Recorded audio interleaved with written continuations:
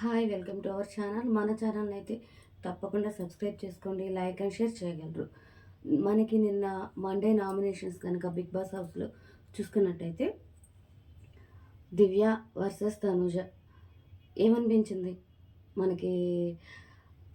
కొంచెం ఇప్పటిదాకా ఉన్న నెగిటివిటీ అంతా పోయి వాళ్ళు కలిసిపోవాలనుకుంటున్నప్పుడు బయట ఎలా అయితే ప్రేక్షకుల్లో నెగిటివిటీ వచ్చిందో వాళ్ళలో కూడా చిన్నగా ఆ కోపం అనేది తగ్గుతూ వస్తుంది. వాళ్ళు ఓకే, మనం ఇక నుంచి బాగుందాం, ఇద్దరివి మిస్టేక్స్ ఉన్నాయని ఇద్దరు ఒప్పుకోవడం కూడా జరిగింది.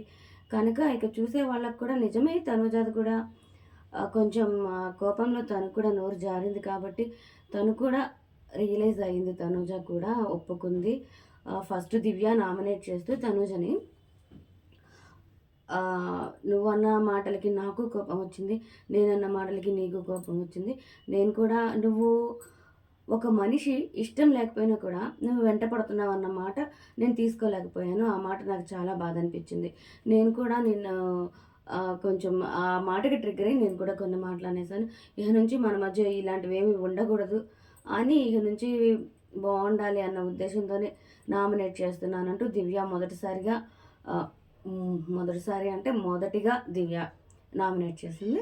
అప్పుడు తనుజ కూడా ఏమీ ఇక ఆర్గ్యుమెంట్ ఏం చేయలేదు, ఓకే అని చెప్పి చెప్పడం జరిగింది. తర్వాత తన నామినేషన్ టైంకి తనుజ కూడా సేమ్ అదే పాయింట్ చెప్పి నేను అన్నానని నువ్వు నన్ను వాడుకున్నానని చెప్పి మాట్లాడావు, అవసరానికి అందరినీ వాడుకున్నానన్న అది నేను తీసుకోలేకపోయిన తనుజ చెప్పడంతో నిజమే, నేను కూడా అన్నాను, నువ్వు ఆ మాట అంటంతో ట్రిగ్గర్ అయ్యి నిన్ను అన్నాను, నువ్వు అనాల్సిన నువ్వు అన్నావు, నేను అనాల్సిన నేను అన్నాను, కాబట్టి ఇక నుంచి మన మధ్య గొడవలు వద్దు అన్న ఉద్దేశంతో దివ్య చెప్పింది. తనుజ కూడా గొడవలు పడదాం ఏదైనా కారణంతో, కానీ ఒక పర్సన్ కోసమైతే మన మధ్య ఇక నుంచి గొడవలు వద్దు అని చెప్పేసి తనుజ చెప్పి హగ్ చేసుకోవడం జరిగింది దివ్యాని.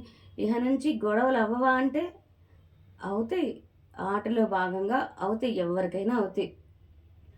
ఒక పర్సన్ కోసం అయితే అవ్వకూడదు మనకి అని చెప్పేసి ఇద్దరు నిర్ణయం తీసుకోవడం జరిగింది.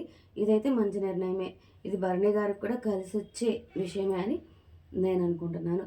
ఇక దివ్య గురించి చెప్పాలి అంటే దివ్య అయితే స్ట్రాంగ్ ప్లేయర్, బాగానే ఆడుతుంది. స్ట్రాటజీస్ కూడా మైండ్ గేమ్ కానీ స్ట్రాటజీస్ కానీ చాలా బాగుంటాయి. కేవలం ఒక మనిషికి ఎడిక్ట్ అయ్యి ఆయన దూరం పెడుతున్నారు అన్న ఫీలింగ్, దానికి మళ్ళా తనుజత బాగుంటున్నారు అన్న ఆ ఎమోషన్ ఆ అమ్మాయికి బాధ అనిపించి తనే పాడు చేసుకుందా? నిజమే, తనే పాడు చేసుకుంది. ఇంకా బయట నుంచి వచ్చిన పేరెంట్స్ కావచ్చు, ఫ్యామిలీ మెంబర్స్ కావచ్చు, ప్రతి ఒక్కళ్ళు వాళ్ళ పిల్లలకి ఏదో ఒక మెసేజ్ అనేది పాస్ చేసి వెళ్ళారు.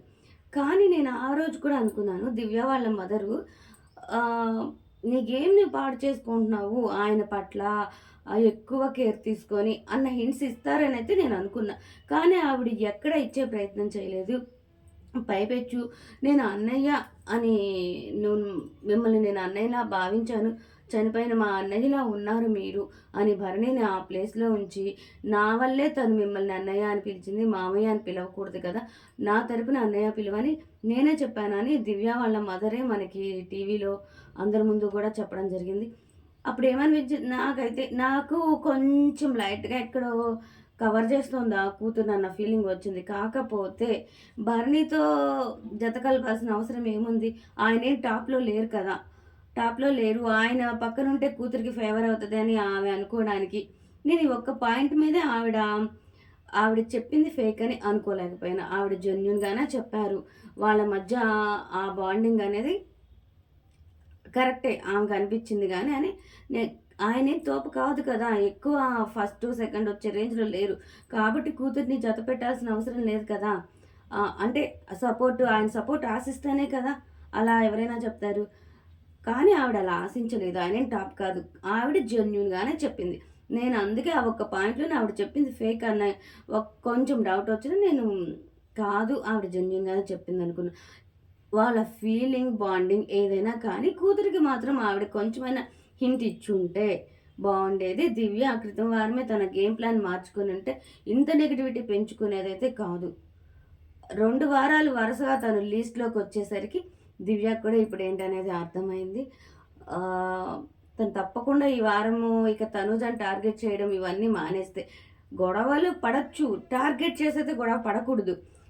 కావాలని పెట్టుకునే ఇది లేకపోతే తను తప్పకుండా లీస్ట్ నుంచి ఇంకొంచెం ఇంక్రీజ్ అయ్యి టాప్ 6లో చోటు తెచ్చుకునే అవకాశం కూడా దివ్యకైతే ఉన్నాయి. చూద్దాం ముందు ముందు వారాల్లో ఏం జరగబోతుందో.